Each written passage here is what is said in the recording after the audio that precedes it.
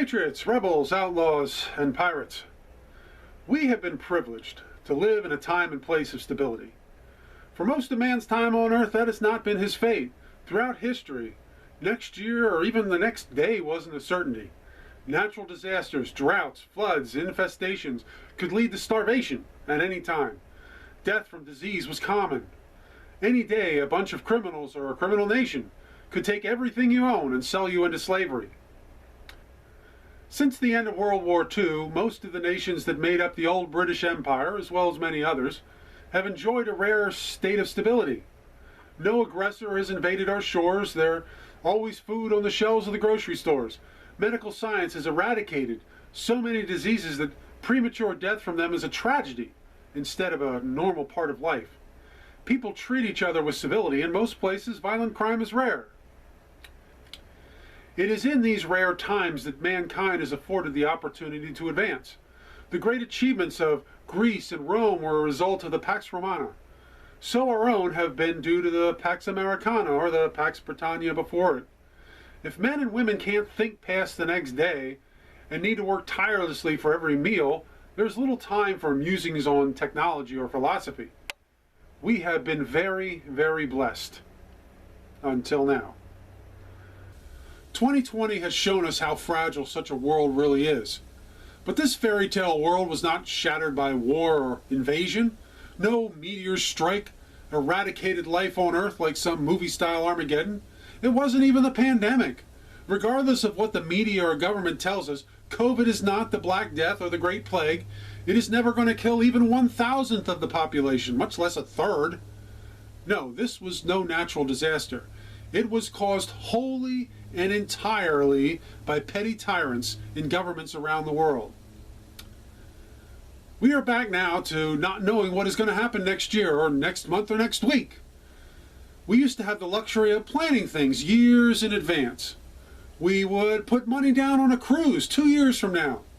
We could make career decisions on the assumption that a well-run business would be around for a while.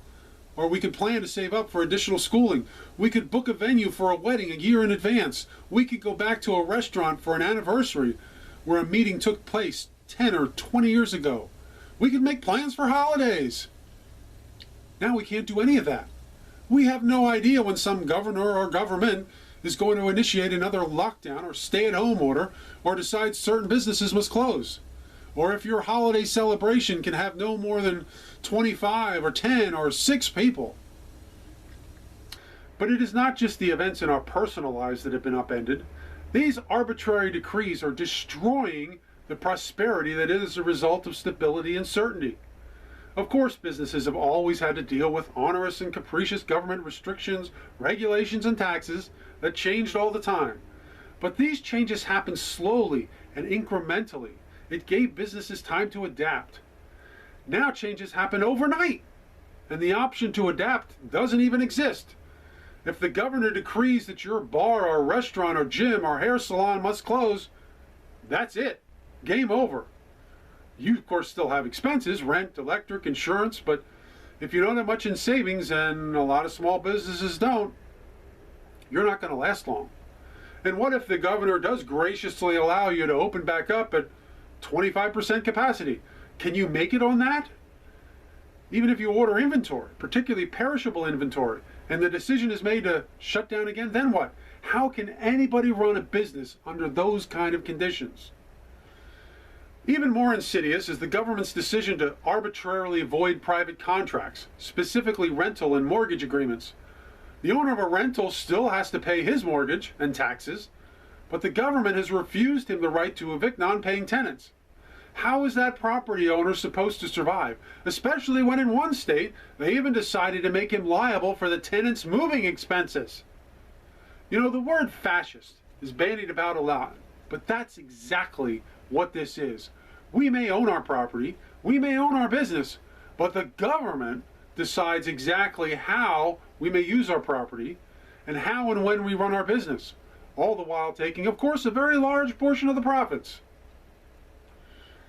Not only do we have certain legal rights under the Constitution, but that very Constitution states that the government was formed to, quote, establish justice, ensure domestic tranquility, provide for the common defense, promote the general welfare, and secure the blessings of liberty to ourselves and our posterity. There is no justice when government arbitrarily picks winners and losers. There can be no tranquility when illegitimate power is exercised capriciously. The general welfare cannot be promoted when the government actively destroys certitude, and there is no liberty under such despotism. The Declaration of Independence and our innate sense of justice tells us our duty when we find ourselves in a situation such as this.